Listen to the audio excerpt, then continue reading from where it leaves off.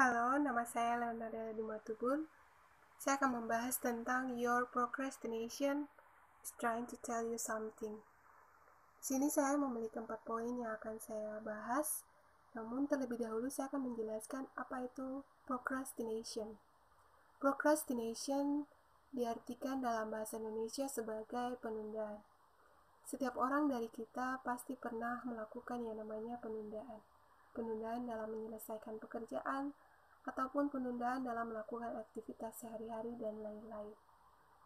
Penundaan identik dengan perilaku malas, tidak bertanggung jawab, dan pengecut.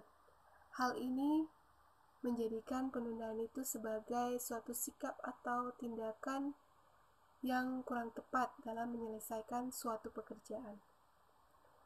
Di saat seseorang membuat keputusan untuk melakukan penundaan, bukan hanya semata-mata karena malas, namun ada beberapa alasan yang menjadi faktor mengapa seseorang melakukan penundaan. Di antaranya yang pertama yaitu terlalu banyak tugas sehingga Anda merasa terbebani. Hal ini menyebabkan terjadinya penundaan dalam menyelesaikan pekerjaan.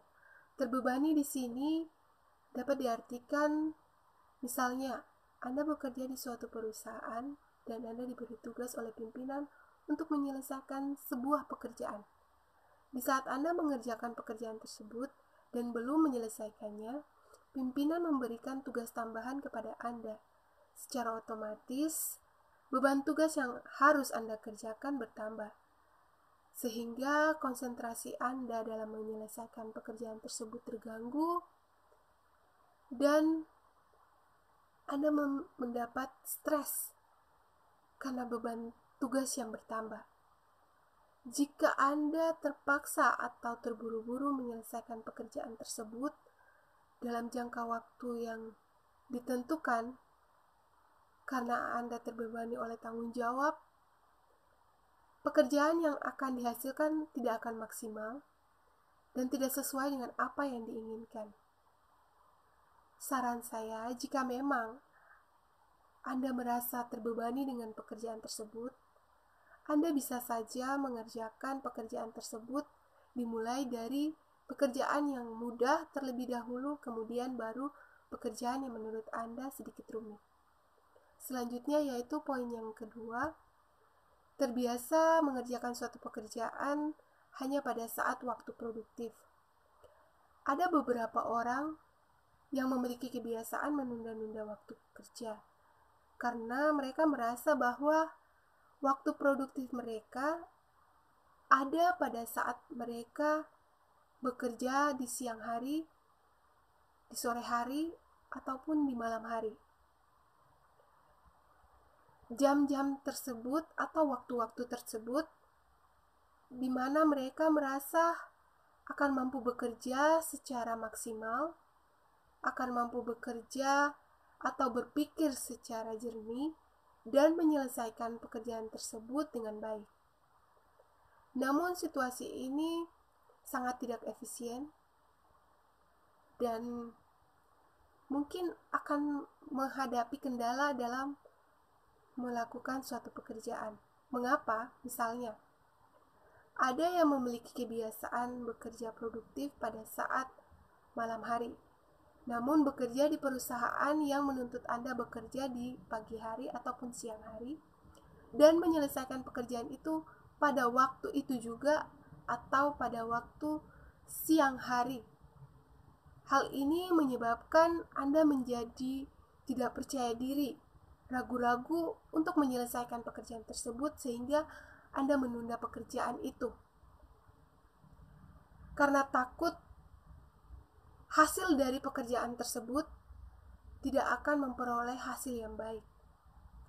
Solusi dari saya jika Anda dihadapkan dengan situasi tersebut, bisa saja Anda memilih bekerja di perusahaan yang memberi kebebasan waktu bekerja kepada karyawannya, di mana waktu bekerja yang diberikan oleh perusahaan itu diberikan waktu yang fleksibel, kapan saja dan di mana saja Anda boleh bekerja.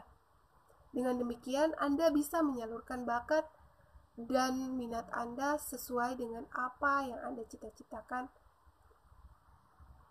Kemudian yang berikut, poin yang ketiga, you don't have everything you need to get the job done. Anda tidak memiliki segala sesuatu yang dapat membantu Anda untuk menyelesaikan pekerjaan Anda. Misalnya, saya bekerja di sebuah perusahaan event organizer.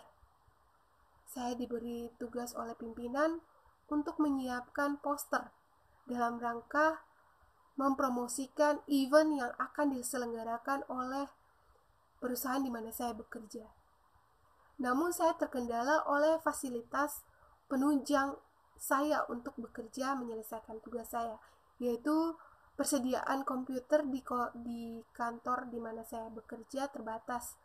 Komputer yang dikhususkan untuk digunakan untuk mendesain ternyata telah digunakan oleh teman saya. Dan saya harus menunggu teman saya menyelesaikan pekerjaannya terlebih dahulu, barulah saya bisa menggunakan komputer tersebut untuk menyelesaikan pekerjaan saya. Otomatis saya harus menunda pekerjaan saya. Hal ini menjadikan saya sedikit tidak leluasa untuk menyelesaikan pekerjaan yang telah diberikan kepada saya. Saran saya, jika Anda dihadapkan dengan kondisi seperti ini, ya, memang Anda akan kesulitan dan harus melakukan cara-cara lain yang bisa membantu Anda untuk tidak menghambat pekerjaan Anda. Mungkin dengan mengusahakan laptop ataupun komputer yang lainnya. Namun mungkin hasil yang akan diberikan atau yang dihasilkan tidak akan sesuai dan tidak semaksimal yang diharapkan. Setelah Anda menyelesaikan pekerjaan tersebut dan memberikannya kepada pimpinan atau bos Anda bisa saja menyarankan kepada pimpinan dan bos Anda untuk menambah fasilitas penunjang pekerjaan, bukan hanya untuk Anda, tetapi untuk teman-teman Anda dalam mengembangkan menyelesaikan tugas dan menunjang keberlangsungan perusahaan Anda dalam untuk tetap bertahan dan menjalankan visi misi dari perusahaan tersebut. Berikutnya adalah poin yang keempat. You need to improve your time management skill. Anda perlu meningkatkan keterampilan manajemen waktu dalam bekerja. Misalnya, pada kasus Florence adalah seorang penulis di majalah bisnis. Ia selalu berada di dalam situasi yang tertekan, yang terus-menerus panik, dan terjepit di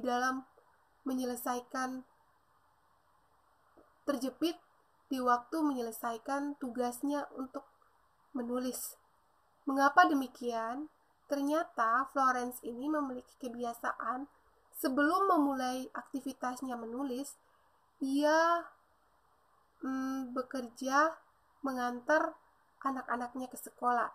Setelah dari sekolah, ia melanjutkan pekerjaannya untuk memotong rumput. Setelah semua itu selesai, barulah dia melanjutkan pekerjaannya sebagai penulis. Karena menurut dia, ketika dia melakukan semua pekerjaan itu, dia memiliki waktu untuk memikirkan atau mengumpulkan ide-ide yang tepat untuk menyelesaikan pekerjaannya atau mendapatkan topik yang baik yang sesuai dengan apa yang ingin dia kerjakan. Namun hal ini yang mengakibatkan dia berada dalam tengah waktu yang tidak diinginkan atau terdesak atau terhimpit dengan waktu kerjanya. Florence selalu terburu-buru. Hal ini kurang baik. Mengapa demikian? Kebiasaan terburu-buru dalam menyelesaikan pekerjaan menjadikan dia panik dan pekerjaan itu pun belum tentu bisa terselesaikan secara maksimal. Sebaiknya jika Florence belum betul-betul pandai dalam memanajemen waktu, saran saya ketika Anda dihadapkan dengan situasi seperti ini, sebaiknya Anda membuat suatu perencanaan atau jadwal yang memprioritaskan pekerjaan-pekerjaan yang harus diutamakan terlebih dahulu. Setelah itu baru pekerjaan-pekerjaan yang mungkin tidak begitu penting atau tidak menunjang Anda dalam pekerjaan, dalam menyelesaikan tugas Anda. Sekian dari saya, kurang lebihnya saya mohon maaf. Terima kasih.